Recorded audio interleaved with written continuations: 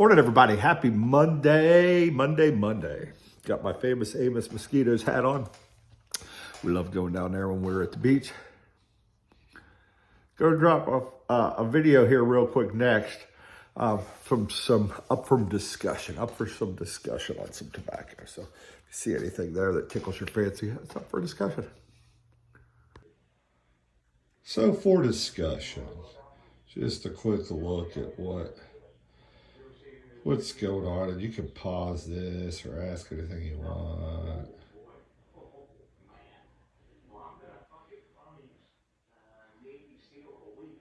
I think you gotta dip over into there a little bit. So, yeah, up for discussion. If anybody is interested in this, just hit me up. And we'll see what we can do. I'm going to get some pipes out today or tomorrow and get those up for discussion. I've got probably 10 or 12 Morgan Bones that are unsmoked. I've got a J. Mouton that is unsmoked. That's a beautiful pipe I hate to part with, but hey, you got to do what you got to do sometimes. So anyhow, hey, take care, y'all. Appreciate every one of you. Dunhill. That's a Bell's 3-9, by the way, not just a rag house. You don't see that.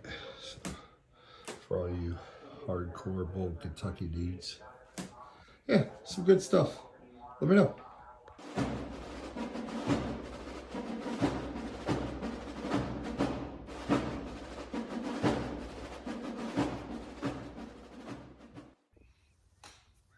And we're back.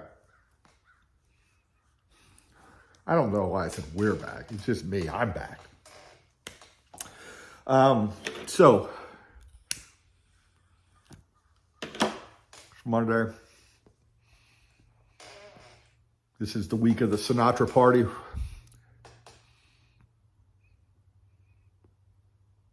Looking forward to that. Some good news here. I reached out, like I said in my last video, to Savinelli, and they confirmed absolutely this is a pipe they would have made in the 70s. They said they made three kinds they branded three leather pipes. They branded the Albatross, which is that bad boy, the Grand Prix, and the Sport. So this is a Savinelli leatherette pipe. So confirmed by Savinelli.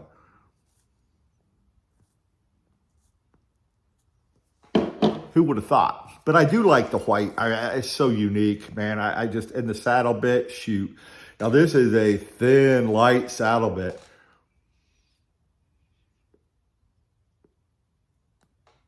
The pipe in general is really light. So maybe I like the 70s pipes. Maybe I should, some of the modern pipes are just, man, they're heavy. Maybe I'm just a wussy. I don't know. Coffee or die. That was my free gift from Black Rifle Coffee Company.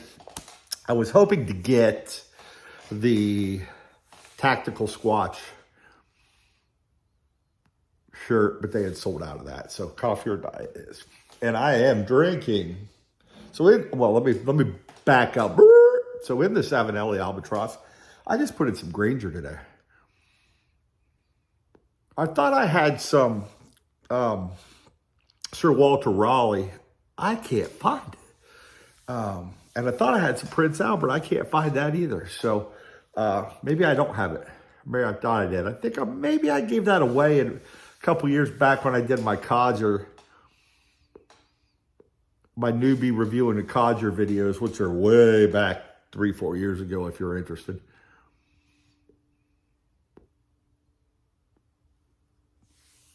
Granger's, but like I said, I wanted to get 3, 4, 5 bowls of just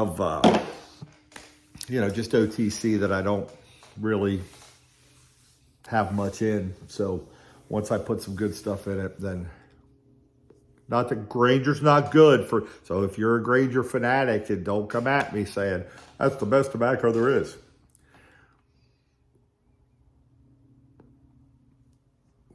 I don't think, it's not bad.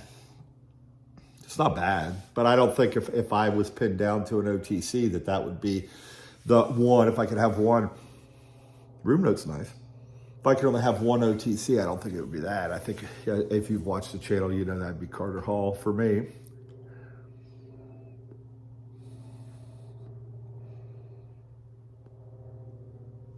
So what else is going on? Yeah, I was tickled pink to hear that this is, I figured it was a legit Savinelli just from the channel I found it on or through the box and everything. I mean, that'd have been a lot to just make up. But, you know, this is a 70s era pipe. So a lot of folks have said it looked like a meerschaum on camera, and it does unless you see the stitching, but I kind of like it like that. It's kind of cool.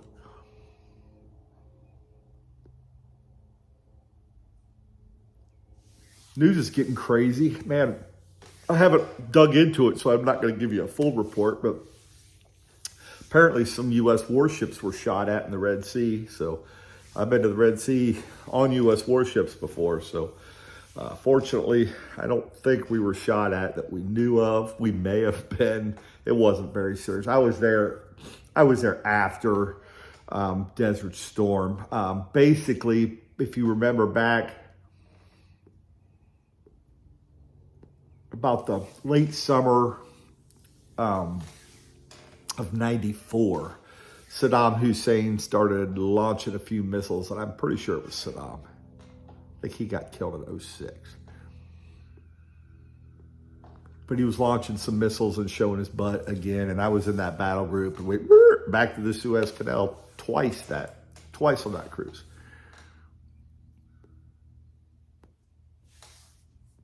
So, yeah, what do you do, man? That was my cruise that my grandpa unfortunately passed away on. That was the cruise from hell. I always used to tell, you know, some of my good friends, we'd talk about, you know, what's the worst thing? And the thing that always, you know, made me nervous or kind of scared me was losing a family member one on cruise. And sure enough, you get called to your department head's office and the chaplain's sitting in there, you know right away something major is wrong. So I was studying for my class. So this has turned into a story about what I'm, you know, trying to get back for my grandpa's funeral. So I was studying for my enlisted air warfare specialist on that cruise and had done a lot of studying and a lot of practice. And when I got to where my grandpa passed away, they're like, hey, you know, before you go, because here was the problem. We turned around and went back through the Suez Canal. So we were anchored outside the Suez Canal, couldn't get off the day before we went to Anchorage, anchored outside the Suez Canal on the north side because they only run traffic one way. Suez Canal is not a two-way street. So if you're northbound, you anchor down, you know, down on the south, and when it's northbound day, you go up and they'll take all the ships up. You have to take an Egyptian pilot on, you have to pay them. You can't just drive through the Suez Canal or sail through the Suez Canal, as it were. But, so we didn't have flight ops or anything or anywhere close to get to. So I stuck on the ship the day or two before we went to Anchorage. Went to Anchorage on the north end to go south. You cannot conduct flight ops there or flight ops through the Suez Canal. So I was stuck on the ship for a few days after I learned of my grandpa's passing. And the cool thing that my det did, I'll never forget. They set me up for all my boards. It was legit. They asked me all the questions. It wasn't a 2-foot putt. It wasn't a gimme. They didn't feel sorry for me. They did it the right way. And they had my EAWS ceremony on the flight deck at night before we were going through the Suez Canal the next morning. And they didn't have a place to buy the wings for EAWS.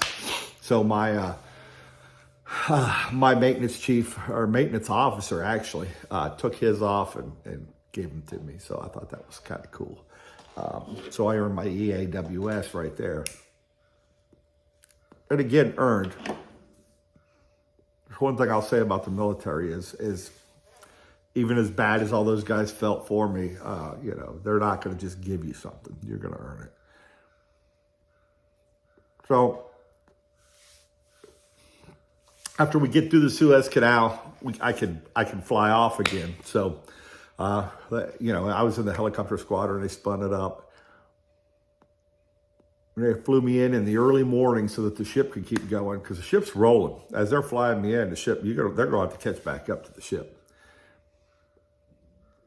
They flew me into Egypt. It was the neatest little place, man. It was this, I don't want to call it a military base, but it was some sort of little military, U.S. military deal. They had a little bit of chow hall there, and they dealt with some planes coming in and out of Egypt. Again, I can't remember the name. I'm going to have to do some research. But it was really small. It wasn't really, I hung out with one of the guys so basically they flew me there. I was going to wait on a DC-9 to come get me, but the DC-9 wasn't coming until the early afternoon. So I hung around in their berthing area or their apartment. Basically, it was kind of an apartment. Hung out there, watched TV. And when it was time to go over to meet the DC-9, they took me back to the airfield. And I jumped on the DC-9. DC-9 was going to make multiple stops around the Med, so I wasn't going straight anywhere, even with my grandpa's passing. So we left Egypt and we flew to Haifa, Israel. So loaded, unloaded some stuff there. I think we grabbed a passenger or two. There was very few of us passenger-wise. It was mostly cargo. Loaded up, flew out of Haifa, flew over then to Savinelli, Sicily. I was very familiar with Savinelli, Sicily. I've done a video, if you go back through my history, on where the hell Savinelli, Naval Air Station Savinelli. Spent many times there. We would fly in there all the time when the ship was in port and spend a night or two. One time we spent 2 weeks. Anyhow, back to the story. By the time I get to Savinelli, holy shnikes, it's 12 in the morning, 11 at night. They get me on the base, which I kind of knew my way around. I talked to somebody in berthing, the barracks. They found me a room. My coffee's really hot. Sorry about that. So by the time I got up to my room, I got about 3:30. I had to get up. About 3 hours of sleep, maybe. And I wasn't sleeping because I was still upset about my grandpa. So I'm laying there. And they drive me down to, I want to say it was Palermo where the airport was in Sicily. I'll have to look it up again. Palermo, I think. You can hear Annie and the girls and the guys in there. From Palermo, I had to go and they gave me cash. They gave me Italian lira. It was before that all of Europe was on the whatever the hell they're using now, the European, what is that called? Euro. That's what it's called. When I was in the Navy, I was always over there. Every country still had their own currency. It wasn't just a euro. So I'm not very familiar with it. Anyhow, we take off. And, I got to buy my ticket. So I'm getting all this lira and they're telling me all this thousands of lira. Hell, I don't know how much it really was. But I got an Alitalia flight to Rome. This would have been in 94. Craziest flight, man. They left the cockpit doors open. You could see the pilots in there flying it. It's all Italian folks on this flight. Very few Americans or anybody else. They land, everybody's cheering like it was the best thing ever. I don't know if they were just happy that we were alive or what, but I guess that's a custom over there or something that has been done or they do. So got to Rome, figured it out, got over to the Delta. You know, in Rome, you know, they're carrying machine guns and everything around the airport. Get over to the Delta office or the Delta gate. Let them know I need to get to Columbus, Ohio. And they said, well, yeah, we could do that. We're going to fly you to JFK first. From JFK, we're going to fly you to Cincinnati. And from Cincinnati, we're going to fly you to Columbus, Ohio. So, jumped on the plane. 8-hour flight from Rome. As I hadn't slept. And I can't sleep on planes. Never have been able to. So, left probably... In terms of Rome, I'm guessing it was probably early afternoon in Rome. Maybe not. Maybe, because I flew up early in the morning. But anyhow, 8-hour flight across the Atlantic. Then the wait at JFK. Then got on the plane at JFK and flew to Cincinnati. Then the wait at Cincinnati, the layover.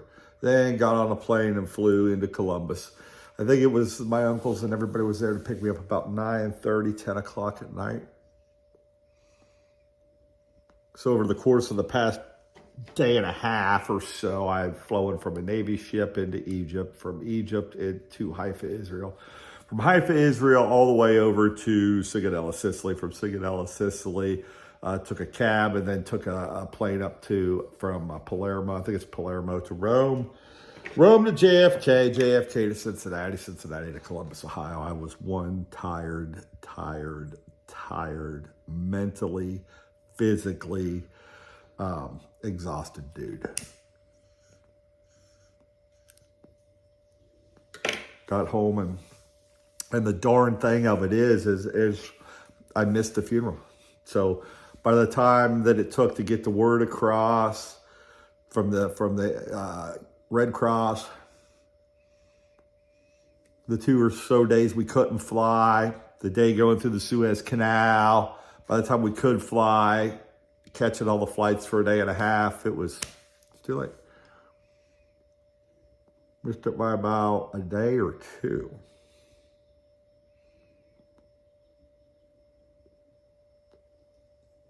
I never want to do that again. I never want to fly like that again. That took a lot, man. That took a lot.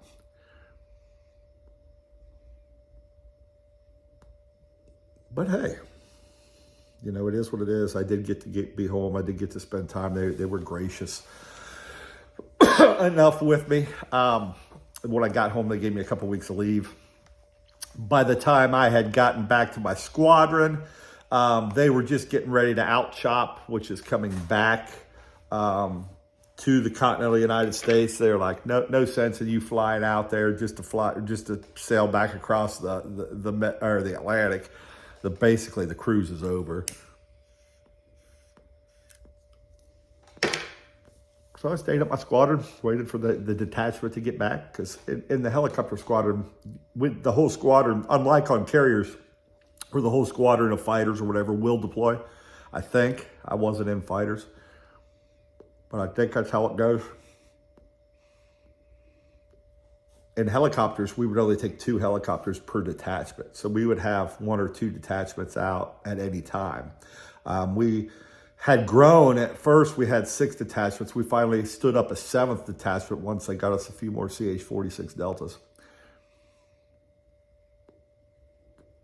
So you would see, for most guys and gals, it was very good sea duty.